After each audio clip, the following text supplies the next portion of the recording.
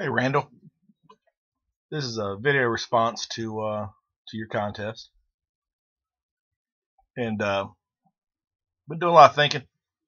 Was going to try to make this video last night, and wasn't happy with my response. And I was trying to think, how can I best answer your question? And first off, let me say right off the bat that the basic answer that any of us are going to give is the same answer that you have right now. And unfortunately, that's that don't have a clue, don't know. We can make guesses, and we can go with our feelings, and especially when you have somebody close to you, like a son, a brother, a friend who has autism, or any of a host of another diseases that we don't understand, or disorders that we don't understand how or they come about. And I have a little bit of background. I've worked camps, and I worked with kids for many years, with behavioral, mental disorders, disabilities, complexes, whatever you want to call it. Kids that were in trouble, mostly, working in different various camps that I've been part of, and had kids who were autistic, had kids with Asperger's, which is another really really hard developmental issue that a lot of kids, it seems like more and more are dealing with. And I don't know, a lot of people think it's the vaccines, and I can't say one way or the other.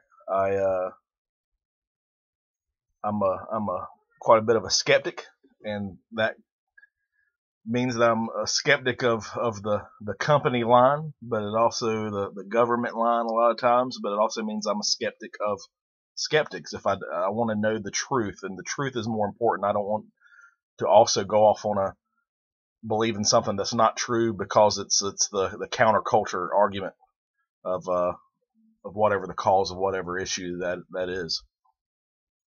Whether you're talking about the JFK assassination, or whether you're coming up talking about how autism is getting more and more rampant. So, one thing I do know about vaccines is that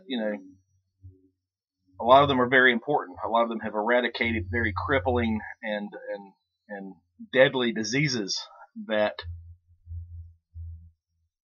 decades ago were rampant and caused much suffering. Polio, for example.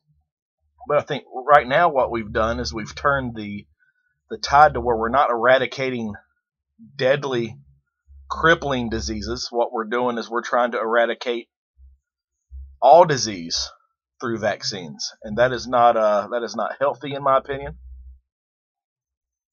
or warranted. Why on earth do we need a vaccine for chickenpox?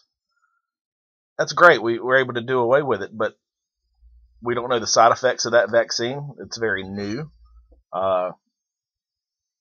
We don't know what that vaccine is going to cause, and I'm sure in some extreme circumstances people have died, especially if they got it way too young or way too old. But for the most part, it's not a deadly disease. Now we're forcing kids to get HPV vaccines way too young for something that is a behavioral disease, and it's something that should be left.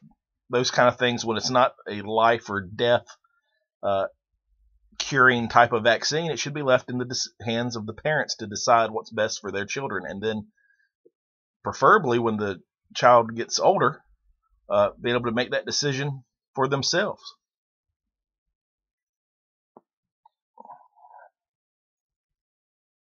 Also, we talked about, and I've seen a lot of talking videos about what we add into our food these days, and I think that does way more than we even think that it does. Growth hormones and dairy and milk, all the additives and processed chemicals that we put into our foods, can't be healthy. I look at as somebody who's worked with kids, I look at girls who are coming of age 5, 6 years, 12-year-old, 13-year-old girls that look like girls who were 16, 17 when I was in school, and we're only talking about 10, 12, 14 years ago, and you see that rapid progression of development in kids, and it causes serious issues, whether it's sexual development, uh, having to deal with feelings way too early before they have the mental capacity to handle it, and it's just not good. And I think the government knows about a lot of these things, and that it's in a lot of corporations' best interests that they be kept silent. Does that mean it causes autism? I don't know. Is it genetic with autism? I know that there's a lot of diseases that we have genetically that don't show themselves for several years, sometimes late in life, where we've always carried it, but it doesn't establish itself. Sometimes till you're 40 or 50. I mean, you caught it later on, or that something caused it. You might have already happened, but it just showed itself at some point. I don't know that the raise in autism rates from the 50s till now is an example of us becoming more and more in tune to what autism is and being able to diagnose it better, where maybe there was just as much autism 30, 40 years ago, but they didn't know how to recognize it. And now they do, so you have a lot more diagnosis. And then I see things like, I dealt with a lot of kids with ADHD, which some kids are just simply these days overdiagnosed. There's a lot of money in diagnosing disorders. There are true cases of ADHD and autism and Asperger's and all these things that are crippling. But there's a lot of kids that are just slow to develop socially that we label with a disorder, and we give them drugs, and pharmaceuticals make money, the doctors make money. They're labeled for life, and there's nothing wrong with them other than they develop a little slower than others. So Randall, I mean, the gist is that, man, I don't know. I don't know. And there's lots of things to look at. I think it's just as important to look at all possibilities and question everything. The last thing I want to do is say anything hurtful, but I also don't want to pander to the solution that just feels right when it may not be true. And that may not be a popular way to look at things, but is the way I go about it. I don't want to jump to conclusions, but I do want all the information, and unfortunately sometimes that takes a lot of time, and time is not something we like, especially in our society today, to take. We want everything wrapped up really quick. A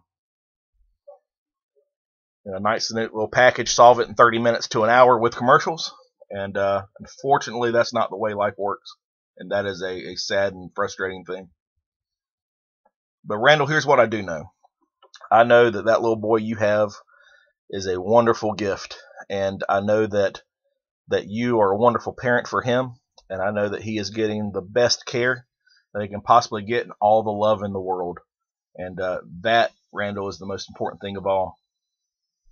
And hopefully through research, through more scientific discoveries, through more, hopefully, regulation of corporate and government interests in the future, hopefully that solution can be found. In fact, I'm not a government corporate kind of guy who believes everything I hear. In fact, I was just reading, this is one of my favorite books, Henry David Thoreau, and just reading some civil disobedience the last couple of days.